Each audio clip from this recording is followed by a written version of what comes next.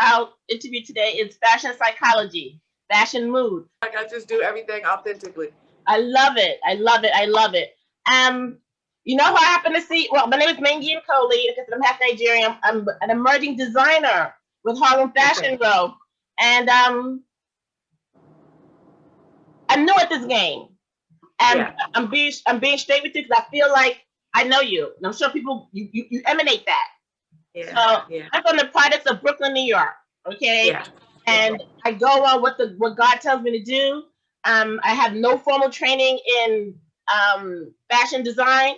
I have Yeah. dreams of designs. I sketch it out. I give it to a tailor to make it for me, and that's who I am. During the Yeah. daytime, I work for the city of New York for the local government, the social service department. I'm a supervisor of the the government office. That's me. Yeah. Who I am. Yeah. And outside of that, I'm a working girl. Outside of that, I'm doing my thing. So I'm Yeah. grateful that you even allowed me to do this interview. I see through your post. I see you on Instagram. I didn't know who you were. I was looking through Instagram. I said, "Whoa, who's this lady? Who is this lady?" And then I started scrolling through multiple posts of yours. I'm like, every post is dead, dead, dead, dead, dead. And I'm like, who in God's green earth is this lady? And you keep drawing me. You're drawing me. You're drawing me to you. And I'm like, okay. Then I looked at your bio. I'm like, oh, she's a stylist for Ilana Van Zandt. Honey, you're you. I'm not discounting it. I'm not Yes, discounting it. absolutely. You're Absolutely. fabulosity, fabulosity. Uh, I'm looking Thank at you your so much. outfit. It's awesome. I'm just very particular about lines because I do this for TV. So I'm very particular about lines, the sewing lines when HD hits it, what that looks like. And that's Yeah, not something that you could, I train that, but it's something that you really have to have an eye for. So I'm kind of extremely particular, good. especially in my own stuff, in my own space. But um, I I can't tell you how much I get. Do you have a boutique? Like, where's your stuff? I don't, I'm very clear. I'm an image expert. I'm a stylist. I tell stories through image, right? So I Love it. want to Love use it. and partner. See, I'm Yeah. not a sketcher either. I just go by what I see in the spirit realm, and then sometimes in at nighttime I just sketch it out to the best of my rudimentary ability. Because I'm not. That's not who I am. I make natural skincare products. That's what I do. I make natural Ah, skincare products for various entertainment industry, men, women, the construction industry. This is what I do. I have various different segments that I target. I became a designer, so that's why I have the lifestyle brand of skincare and fashion now because I've merged the two okay. to a lifestyle Got it. brand. But I Got get it. you. I know it's something about you that I connected with. I mean, like I love it. I Yeah. love you, Michelle. I really, really do. Oh, thank you so much. I so appreciate it. You always, like, I think the biggest thing for me is always making sure that in the gift that God has given me, that I'm using it to really help inspire and transform lives in the way that He's given it to me. You know what I mean? Beautiful, beautiful. I never put anything out that I don't use for myself. Like for every client that I have, I never do that. Love it. I'm I very love it. honest with that. I love Yeah. it. I so So I would have to wear it. I'd have to put it on. I'd have to see how it looks, and then in my mind create the story of a client that's this size and a client's that size, and if it will work for both. You know what I mean? Yeah, I just go with what God. I'm never thirsty for anything. I just go with what God gives me. You know what I mean? And Ooh, I have a line of hats that will come out soon, and they just have my sayings on it. And one of them is always hungry but never thirsty. You can be hungry, but you don't have to be thirsty. Those are two different things. Thirst is desperation. When you know who you are, you're never desperate. You know what I mean? I love it. I love it. Oh my God. I don't know if I need these questions. I just don't know because just how you talking, you already are doing it. I don't even know where to begin because just I'm like, should I ask these questions? Should I just let her keep talking because you already You can. doing? I don't know. I don't know because you're so fascinating to me. To be Michelle on a daily basis. When you wake up in the morning like today, this Yeah. fabulosity. When you woke up today, you said what? I always really the way that I dress is a story of just who I am, right, on an everyday basis. So if I you love it. if you follow me and you look one day, I'll have on gym gear and tennis shoes, and a little hat and a jacket, and the next day I'll have on 5-inch heels and a dress and a. It really is depending on when I wake up and I say, okay, it's like I wake up curious, like what will this day bring me and how do I want to feel in it and how do I want to look, and that's kind of what I do. But what inspires me to um, to just own who I am in Yeah. this way and tell this story and be intentional about doing it every day. My first thing it is how I honor God. I honor God with showing up in all of my fullness. And I think that sometimes people mistake that for like, okay, I'm going to go to college and I'm going to do this and I'm going to do that. I honor God by showing up and being authentic. I honor God by owning that I'm great and owning that I'm amazing, right? Not necessarily always feeling that way, but I've learned not to be dictated by how I feel. I've learned to be dictated by understanding the truth of who I am. So not every day do I wake up and feel like, oh, I'm gonna get myself together, but I do. And so because it has become an intentional habit in my life, it has become my lifestyle. It is my life. In fact, it's been my life since I was a little girl. The other reason that inspires me is because the life that I live. I went through several bouts of depression. And when God brought me out of that, and I started understanding the steps of how we can trick our mind and how we don't have to sit in it, and how when we get thoughts, the thing about thoughts is they can be fueled either in a negative way or a positive way. And so I learned so that I would not go back into depression, to fuel my mind with things that uplift me and affirm who I am and create an entire lifestyle of people and things that do the same. I am very intentional about that. From 15 years ago until now, it will not change. In fact, I spend a lot of time reflecting. I spend a lot of time quiet and still just to be, so that I can get wisdom from God on what my direction should be. You know what I mean? And it's not an audible voice. I see him in the practical things. It is because I've asked, let me see you in the practical everyday thing. I think he's in everything, you know? And so part of what also inspires me to show up and to help other women and now understanding my purpose is because I suffered so much, you know, internally. And I believe that, you know, once I give you the information and once I put it out there, and you know, now it's up to you to grab a hold of it and use it for yourself and for your own life. I don't believe in living a fake and phony life. I don't believe in show. And you know, one of the things that I teach, because everyone asked me this, Lisa Ray, the way I met her is I showed up in the room and she said, I just saw you and I just thought, not you were like stunning, but the energy that you gave off, I just wanted to know you, right? And so I always teach that. People ask me like, how do you walk into a room and have such presence? And I say, because who I am when you're not watching is who I am when you are. There's a difference.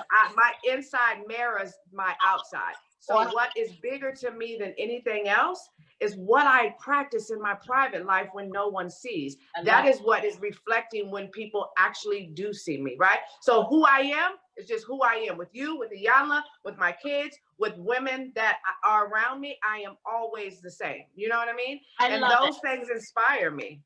I love it. Michele, that is so dope. Those are areas I wanted you to answer, to hit to and through, because especially in this time that we're in now, I call it the PD because I'm so tired of hearing that word of what we're experiencing now. And I just call it PD, the pandemic. I'm tired of hearing that other word.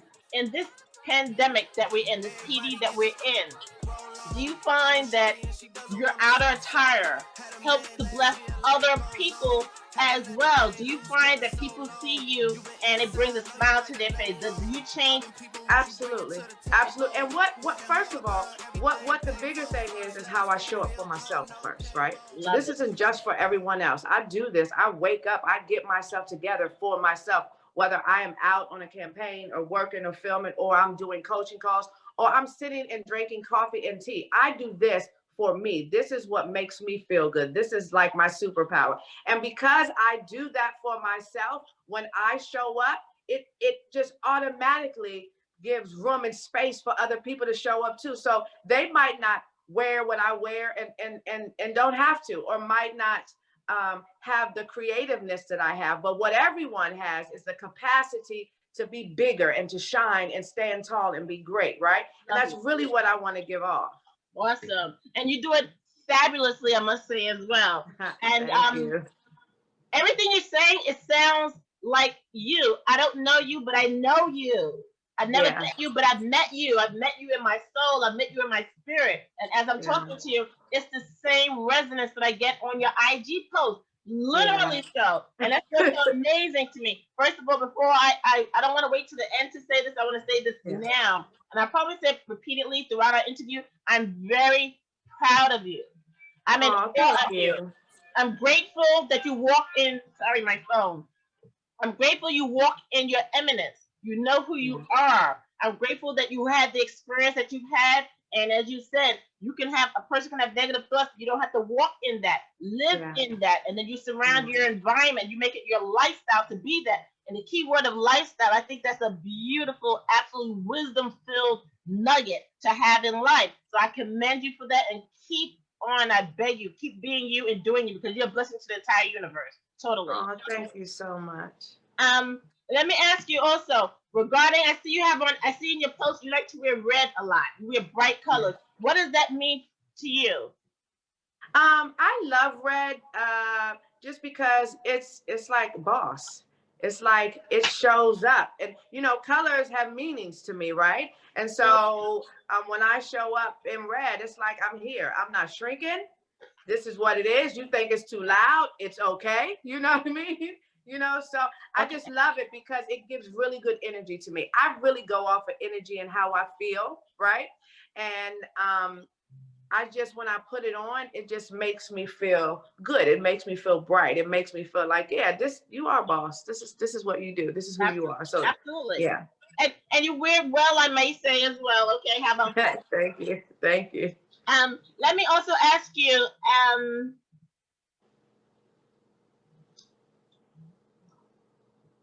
okay, regarding the set that you work on with Iyanla, and you see that the types of clients that I don't know if she calls them clients, the clients that she deals with, and when you're on her stylist, do you feel that you have to particularly dress her in a certain way to make sure that it uplifts or detracts or something, whatever the word may be, regarding how she may be feeling, and also what she may need to impart to? So I dress her to feel at her 1000% best. I dress her for her. First of all, I dress her to feel at her 1000% best, because when she's at 1000% her best, it emanates. It helps her when she is spiritually working with a client, and they see her in that way, right? So I help her tell her own story through her image. There are tricks that we use, like if I have a corporate client, or if it's a man, I'll make sure she has on a dress, because she's very strong with her words. And so she also is the person that I don't want to ever demasculate anyone. I am, because she's strong and is like a force on her own. So I will soften her look. Those are different things that I do depending on the client. But the bigger picture is I dress her to tell her story, so that she feels 1000%, and that she's walking in that, because that's her superpower. And then she can give off what she's supposed to give off. You know what I'm saying? I love that. But see, I do understand. But you know what, Michelle? Honestly, that you just hit a point that I did not think about. You said, okay, which is the topic of our interview today, is fashion psychology, fashion mood. So you said you dress her, first of all, for her own empowerment. Absolutely. Who she is. That's wonderful. And then you also said that when you're dealing with a gender, so that because she's already strong, you're not making her demure, but you're making her less threatening by dressing her in a So that requires a lot of thought and intuitiveness regarding you as the stylist. Where are you pulling from to know this?